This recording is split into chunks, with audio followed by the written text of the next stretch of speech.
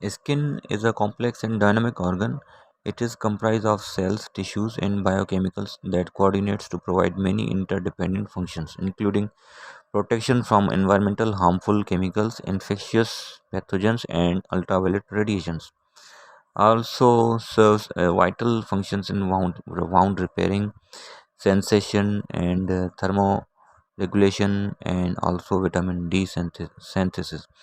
अब स्किन जो है वो एक कॉम्प्लेक्स और डायनामिक ऑर्गन है जो कि सेल्स, टिश्यूज़ और बायोकेमिकल्स से बनी हुई है, जो कि बहुत सारे फंक्शंस प्रोवाइड करती है, जैसा कि प्रोटेक्शन हार्मफुल केमिकल्स से जो एनवायरनमेंट में होते हैं, और वो पैथोजेंस जो इन्फेक्शियस होते हैं, जो इन्फेक्शन कराते हैं, और अल्ट्रा वायलेट रेज जो धूप से आती है, जो सूरज से आती है, उससे भी हमारी इसकी स्किन जो है वो उससे भी प्रोटेक्ट करती है। और उसके अलावा जो ज़ख़म हैं उसको भी रिपेयर कराने में मदद करती है, सेंसेशन कराती है, और उसके अलावा विटामिन डी की सिंथेसिस भी जो है वो करवाती है। उसके बाद आता है स्ट्रक्चर ऑफ ह्यूमन स्किन।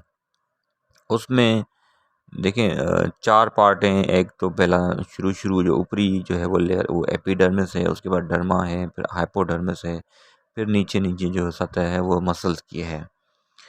तो अगर हम देखेंगे स्ट्रक्चर ऑफ द एपिडर्मिस, वहाँ पे स्ट्राटियम कोनियम पाया जाता है, जो कि एक डेड सेल्स का एक मजमुआ है, पुराने सेल्स का, जो अब नीचे इसके देखेंगे डायग्राम में डर्मिस में, तो वहाँ पे groups of cells, young cells आपको नज़र आएंगे, जिसमें न्यूक्लियस भी है। तो जैसे जैसे ये ऊपर आएंगे 24 घंटे में ये ओल्ड सेल्स जब बन जाते हैं, तो ये स्ट्राटियम कोनियम की तरफ बढ़ जाते हैं, और ये मुकम्मल डेड सेल्स होते हैं। स्ट्राटियम कोनियम में जो सेल्स होते हैं वो डेड सेल्स होते हैं। 24 घंटे के बाद ये फिर नीचे वाले सेल्स आते हैं ऊपर, तो ये एक सिलसिला चलता रहता है। स्ट्राटियम कोनियम अब है क्या? Stratum corneum is the outer layer of epidermis. Epidermis के ऊपर जो लेयर होती है वो स्ट्राटियम कोनियम होती है। जैसा कि मैंने कहा कि dead cells made up of dead skin cells, जिसको हम कॉर्नियोसाइट्स कहते हैं। इन कॉर्नियोसाइट्स में केराटिन भरा होता है। ठीक है, अब स्ट्राटियम कोनियम का काम क्या है? इसका मेन फंक्शन है प्रोटेक्ट करना, स्किन को प्रोटेक्ट करना, और मॉइस्चर को रिटेन करना, मेंटेन करना, कि मॉइस्चर कम हो या ज़्यादा हो, उसको रिटेन बनाए रखना। ठीक है, और उसके अलावा जो बॉडी में फ्लूइड है उसको प्रिवेंट करना, फ्लूइड लॉस ना होने देना। ठीक है, और इसके अलावा एक हेल्दी स्टेडियम कोनियम जो है उसकी शेड की वो उसकी ये जो ऊपरी लेयर है कोनिसाइड्स, वो हर हर दिन जो है वो चेंज होती रहती है। Bacterium, plural bacteria. अब बैक्टीरियम जो है वो सिंगुलर है, और पिलुलर जो है वो बैक्टीरिया है। ये है क्या?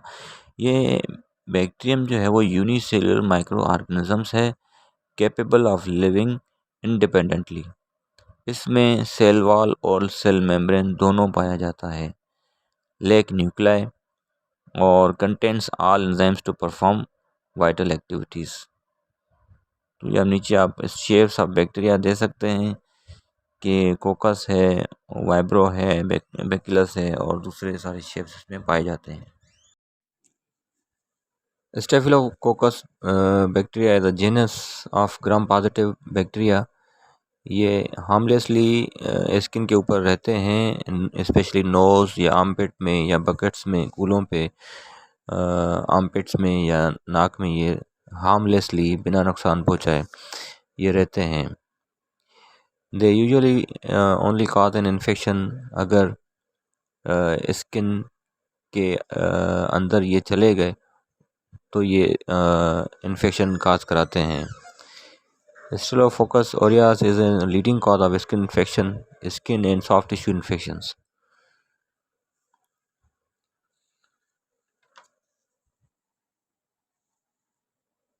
उसके अलावा कॉर्नियोबैक्टीरियम माइनोटिज्म है इन favourable conditions and humidity.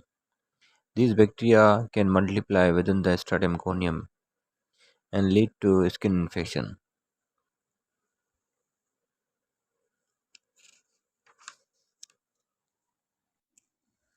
Impetigo is a common auto-inoculable and contagious skin infection है. ये मोस्टली बच्चों में होता है 2 से 6 साल की उम्र में और समर मंथ्स में होता है, जो कि स्किन के का जो स्ट्राटम कॉर्नियम है वहाँ पे ये अफेक्ट करता है और बॉडी में हर जगह पे ये हो सकता है. तो मोस्ट कॉमन है अराउंड नोज़ और माउथ और हैंड और फोर आर्म यहाँ पे होता है. और टाइप्स जो है स्किन के एम्पेडिगो के टाइप्स इसमें आ रहे हैं कि नॉन बोलस क्रस्टेड यानी बोलस लार्ज इसमें ब्लिस्टर्स होते हैं, और एक्टिमा तीसरा टाइप है इसका अल्सर, इसमें अल्सर होता है. तो काज जो है वो एम्पेडिगो का ये है कि बैक्टीरिया की वजह से एम्पेडिगो होता है. आमतौर पर स्टेफिलोकोकस औरास और स्ट्रेप्टोकोकस जो है वो पायोजीन ये बैक्टीरिया हैं इसमें शामिल हैं. ये direct contact with an infected person से ये होता है, या उनके क्लॉथिंग या टॉवल्स या टोज यूज़ करने से ये एम्पेडिगो होता है. Erythema is a superficial skin infection, जो कि काज है, इसका काज है कॉर्नियोबैक्टीरियम माइनोटिज्म. इसकी वजह से ये एरिथ्मेआ होता है, जिसमें रेडिश ब्राउन और स्केली पैचेस हो जाते हैं, और इसको डेसिफॉर्म भी कहा जाता है. इसका अदर नेम डेसिफॉर्म है. और जिसको और उसके अलावा टाइप 2 डायबिटीज़ के जो पेशेंट्स हैं या फिर उसके उनके अर्ली साइंस और सिम्टम में ये एरिथ्मेआ होता है, यानी कि जिसको टाइप 2 डायबिटीज़ होने वाला होता है उसको उसका ये सिम्टम भी एरिथ्मेआ उसको हम कह सकते हैं. और उसके अलावा डर्माटाइटिस ये है क्या? It is an inflammation of skin in general, जिसमें रैशेज़ होते हैं या रेडनेस होती है और इचनेस ऑन द स्किन, ये हो जाती है डर्माटाइटिस इसको कहते हैं. और एजिमा और डर्माटाइटिस में क्या फ़र्क है? Eczema actually is a chronic inflammatory skin disease जो कि कॉज करती है ड्राई और इची स्किन और रेडनेस और इरिटेशन इसमें होता है. Actually eczema is a subset of dermatitis. So that is why term eczema or dermatitis is often used interchangeably. So उसके अलावा एटोपिक डर्माटाइटिस ये है क्या? Atopic dermatitis often referred to eczema, ये भी एक chronic और inflammatory skin disease है caused by alteration and barrier function of the epidermis.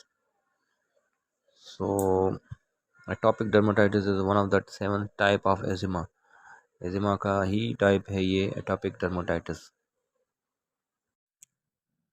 Folliculitis is a superficial and mild inflammation around hair follicles. Hair follicles पे inflammation हो जाती है. It may appear on as a small red bumps और pustules cluster around hair follicles.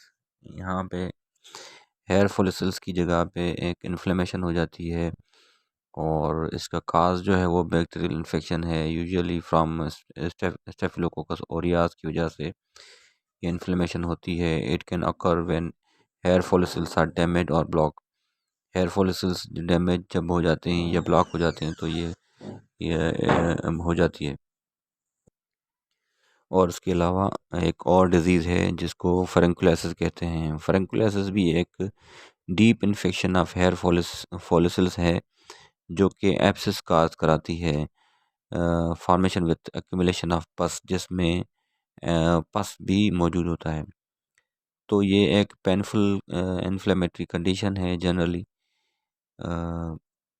जो furunculosis जो है या furuncles appear on hair bearing parts of skin, ये इसका कॉज जो है स्टेफिलोकोकस ओरियास की वजह से ये होता है.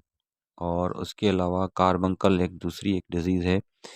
Carbuncle is a cluster of boils that form a connected area of infections, जो कि बैक ऑफ नेक और बैक साइड या शोल्डर और चीक वगैरह पे या हैंड या फोर आर्म्स पे ये होता है। इसका causative agent same staphylococcus aureus और स्टेफिलोकोकस पायोजेंस है।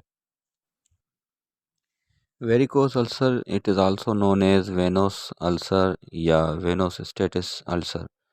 It is leg wound that happens when the leg veins don't circulate back towards the heart। ये एक लेग्स में एक ज़ख़म हो जाता है जब ब्लड की सर्कुलेशन टुवर्ड्स हार्ट ये नहीं हो पाती, तो ये वहाँ पे अल्सर हो जाता है और it fails to heal and sustained by chronic venous disease. उसके अलावा एक और कंडीशन है जिसको हेड्राडेनिटस सुप्राविटा कहते हैं।